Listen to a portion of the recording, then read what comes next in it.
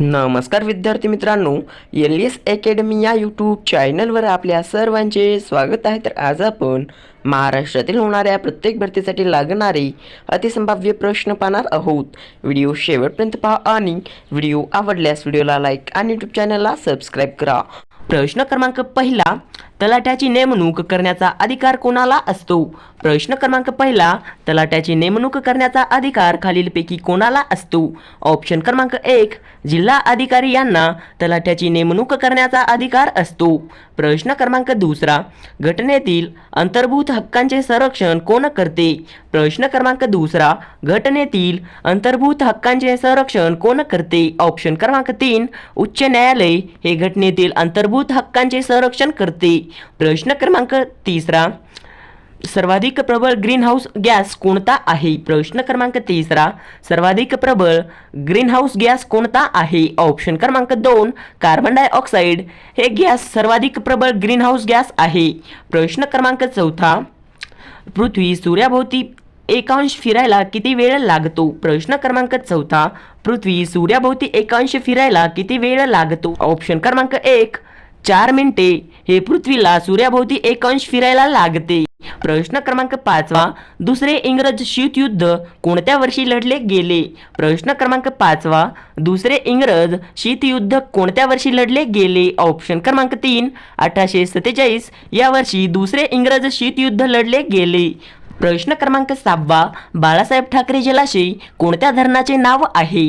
प्रश्न क्रमांक 6वा, बाळासाहेब ठाकरे जलाशय कोणत्या धरणाचे नाव आहे?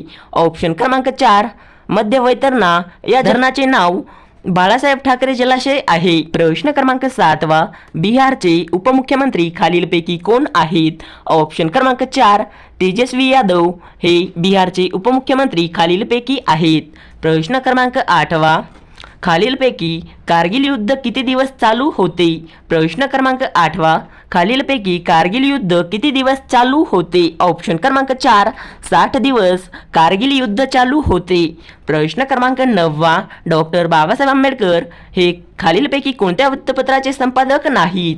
प्रश्न क्रमांक 9वा, डॉक्टर बाबासाहेब आंबेडकर हे खालीलपैकी कोणत्या वृत्तपत्राचे संपादक नाहीत? ऑप्शन क्रमांक 3, युगांतर या वृत्तपत्राचे संपादक नाहीत। प्रश्न क्रमांक 10वा, रयतवारी ही पद्धत खालीलपैकी कोणत्या वर्षी सुरू करण्यात आली? प्रश्न क्रमांक 10वा, रयतवारी ही पद्धत खालीलपैकी कोणत्या वर्षी सुरू करण्यात आली? ऑप्शन क्रमांक 1, 1820 या वर्षी रयतवारी ही पद्धत सुरू करण्यात आली। प्रश्न क्रमांक 11वा, शकुंतलम हे काव्य कोणी रचले आहे? प्रश्न क्रमांक 11वा, शकुंतलम हे काव्य कोणी रचले आहे? ऑप्शन क्रमांक 1, कालिदास यांनी शकुंतलम हे काव्य रचलेले आहे। प्रश्न क्रमांक 12वा, खालीलपैकी नाबार्ड बँकेची स्थापना केव्हा झाली? प्रश्न क्रमांक 12वा, खालीलपैकी नाबार्ड बँकेची स्थापना केव्हा झाली? ऑप्शन क्रमांक 3, 1982 या वर्षी नाबार्ड बँकेची स्थापना झाली। प्रश्न क्रमांक 13वा, पुण्यातील लोकमान्य टिळक राष्ट्रीय पुरस्काराने कोणाला सन्मानित करण्यात आले? प्रश्न क्रमांक 13वा, पुण्यातील लोकमान्य टिळक राष्ट्रीय पुरस्काराने कोणाला सन्मानित करण्यात आले? ऑप्शन क्रमांक 2, नरेंद्र मोदी यांना पुण्यातील लोकमान्य टिळक राष्ट्रीय पुरस्काराने सन्मानित करण्यात आले। प्रश्न क्रमांक 14वा, राज्यसभेमधील कलम 33 खालीलपैकी कशाशी संबंधित आहे? प्रश्न क्रमांक 14वा, राज्यसभेमधील कलम 33 खालीलपैकी कशाशी संबंधित आहे? ऑप्शन क्रमांक 1, लष्कर संबंधित हे आपले करेक्ट ऑप्शन आहे।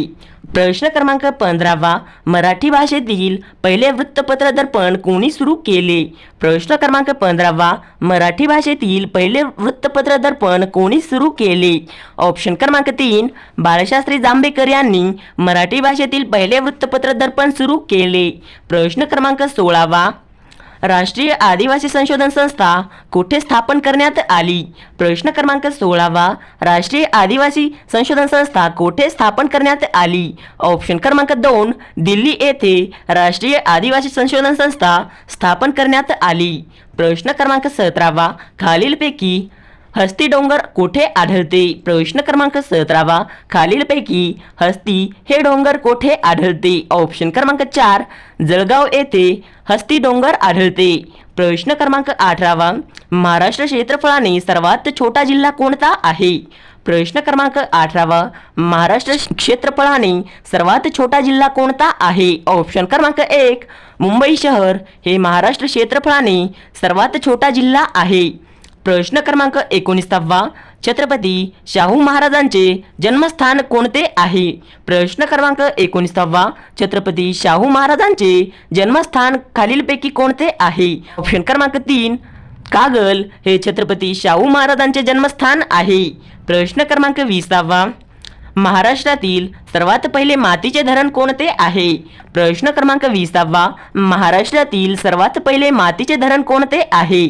ऑप्शन क्रमांक 2 गंगापूर हे महाराष्ट्रातील सर्वात पहिले मातीचे धरण आहे. प्रश्न क्रमांक 21 कोकणातील सर्वात लांब नदी कोणती आहे? प्रश्न क्रमांक 21 कोकणातील सर्वात लांब नदी कोणती आहे? ऑप्शन क्रमांक 4 उल्हास ही नदी कोकणातील सर्वात लांब नदी आहे. प्रश्न क्रमांक 22 गंगापूर हे धरण खालीलपैकी कोणत्या नदीवर आहे?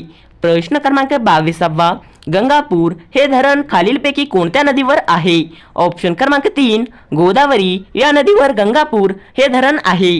प्रश्न क्रमांक 23 खालीलपैकी कोणता गरम पाण्याचा झरा रत्नागिरी जिल्ह्यात स्थित आहे? प्रश्न क्रमांक 23 खालीलपैकी कोणता गरम पाण्याचा झरा रत्नागिरी जिल्ह्यात स्थित आहे? ऑप्शन क्रमांक 1 विजिरेश्वरी हे गरम पाण्याचा झरा रत्नागिरी येथे स्थित आहे. प्रश्न क्रमांक 24 खालीलपैकी भारताचा प्रथम व्हाईसरॉय कोण होता? प्रश्न क्रमांक 24 खालीलपैकी भारताचा प्रथम व्हाईसरॉय कोण होता? ऑप्शन क्रमांक 1 लॉर्ड कॅनिंग हे प्रथम भारताचा व्हाईसरॉय होता. प्रश्न क्रमांक 25 खालीलपैकी कोणता दिवस राष्ट्रीय विज्ञान दिन म्हणून साजरा केला जातो? प्रश्न क्रमांक 25 खालीलपैकी कोणता दिवस राष्ट्रीय विज्ञान दिवस म्हणून साजरा केला जातो? ऑप्शन क्रमांक 1 28 फेब्रुवारी या दिवशी राष्ट्रीय विज्ञान दिवस म्हणून साजरा केला जातो. प्रश्न क्रमांक 26 खालीलपैकी धर्म हा शब्द कोणत्या प्रकारात मोडतो? प्रश्न क्रमांक 26 खालीलपैकी धर्म हा शब्द कोणत्या प्रकारात मोडतो? ऑप्शन क्रमांक 2 तसम या प्रकारात धर्म हा शब्द मोडतो.